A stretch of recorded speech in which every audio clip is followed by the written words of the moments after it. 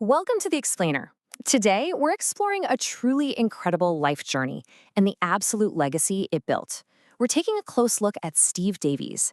He's a man who transformed a tiny childhood spark into one of the most fascinating independent collections of natural history in the UK.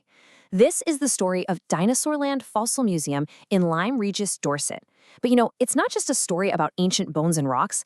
It's really a story about a massive career pivot, a totally wild impulse decision, and a relentless passion for uncovering the past. Okay, let's dive into this, because walking away from a highly lucrative career to literally go collect rocks is exactly what Steve Davies did. Imagine having this highly successful globe-trotting career as a chief paleontologist for BP. You're traveling the world, hunting for hydrocarbons, living this life of high-stakes corporate management. And then, one day, you just walk away. You leave the whole shebang behind, head to a quiet coastal town by an old church, and dedicate the rest of your life to finding and cataloging local fossils. I mean, it sounds exactly like the plot of a movie, right? But it is exactly what happened. Let's look at how this remarkable transformation actually began. So part one, a life-changing discovery. Every great passion usually has an origin story, a single moment of ignition. Let's walk through this timeline of Steve's path to find his. It all started back in his childhood when a schoolteacher brought him to Lyme Regis.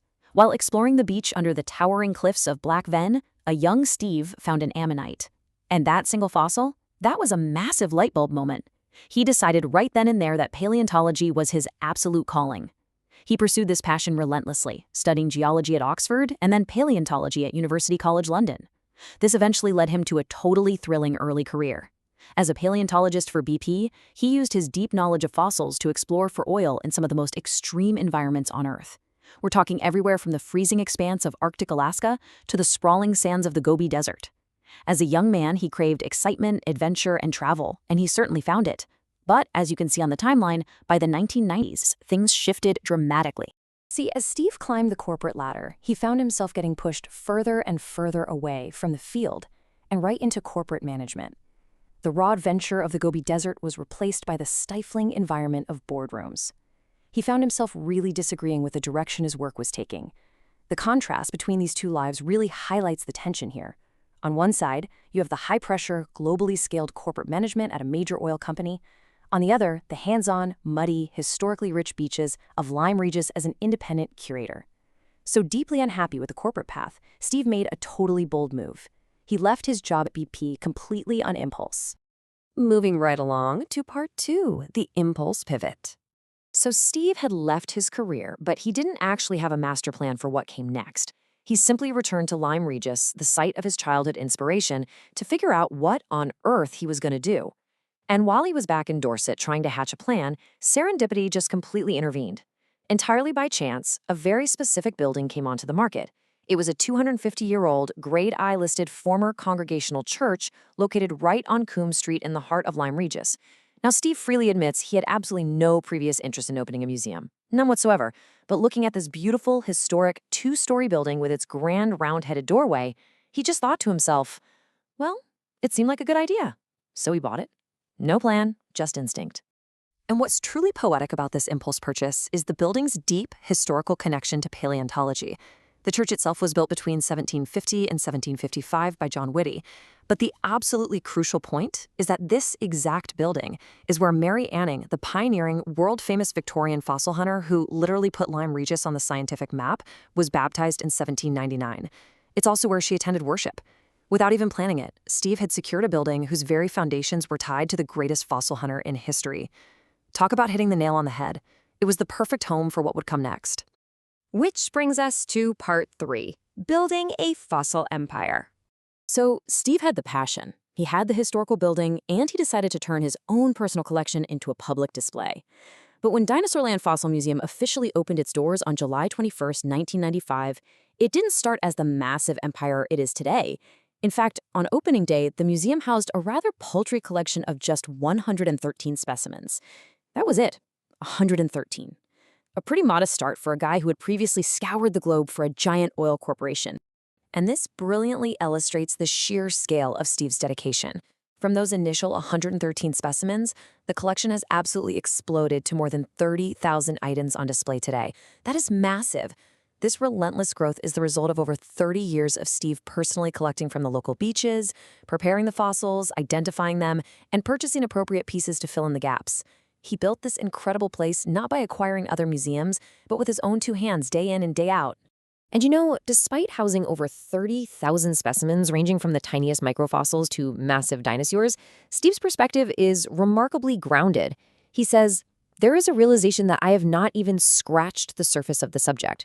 I absolutely love this quote. It shows that even after a literal lifetime dedicated to geology and paleontology, the wonder never fades. His humility and boundless obsession are exactly what make the museum so authentic. It's a deeply personal collection shared with the world, totally unburdened by heavy commercialization. Part 4. Captivating the next generation. Steve's return to his roots wasn't just about his own love for fossils, though. It created a space that fosters that exact same wide-eyed wonder in young visitors today. If you bring a child into this museum, there are a few exhibits that absolutely steal the show. First, the giant ichthyosaurs. These are massive, terrifying marine reptiles from the Jurassic seas, including the Langdon ichthyosaur, which is one of the largest ever found in Lyme Regis. Second, we have the coprolite. Now, if you want to get a kid's attention, just show them a mind-boggling, huge 73-kilogram lump of fossilized dinosaur poo. I mean, it never fails to get a massive reaction. And finally, there's the dinosauroid. This isn't actually a fossil, but rather a quirky, slightly eerie, speculative sci-fi model of what a dinosaur might have looked like if it had survived and evolved human-like intelligence. In fact, if you look online, you can see exactly how these unique, totally unfiltered exhibits resonate with modern families. One Reddit user posted a picture of their child reaching out to the model, writing, "Met this dinosauroid with my little boy today. He was a big fan." It's these specific, memorable, and sometimes strange displays that perfectly capture the imaginations of kids, sparking that exact same curiosity Steve felt as a boy back on Black Vein. And the way Steve structured the whole museum is a deeply educational adventure in itself. Step 1 begins on the ground floor, where you are immediately surrounded by spectacular 200-million-year-old marine fossils from the local coastline, ammonites, belemnites, and those giant marine reptiles we talked about. Then, Step 2 takes you upstairs to the time gallery. Here, a timeline actually runs right up the stairs, deliberately designed to give you an overwhelming sense of the vastness of geological time, and, as the museum notes say, to show how insignificant humanity is in the grand scheme of things. It puts it all in perspective. Finally, Step 3 brings you to the natural history room, which brilliantly uses modern taxidermy, skeletons, and shells to link those ancient fossilized bones back to the animals that are alive today. It's a complete full-circle journey through the history of life on Earth. Steve Davies' journey from the corporate boardrooms of BP to a historic church filled with 30,000 ancient treasures is such a brilliant reminder of the power of following your curiosity. He left a completely predictable path to go unearth history, and in doing so, he created a place that inspires thousands of others to just look down at the rocks beneath their feet and wonder. So I'm going to leave you with this to think about. What buried passion of yours is waiting to be unearthed? Thank you so much for joining me for this explainer, and hey, keep exploring.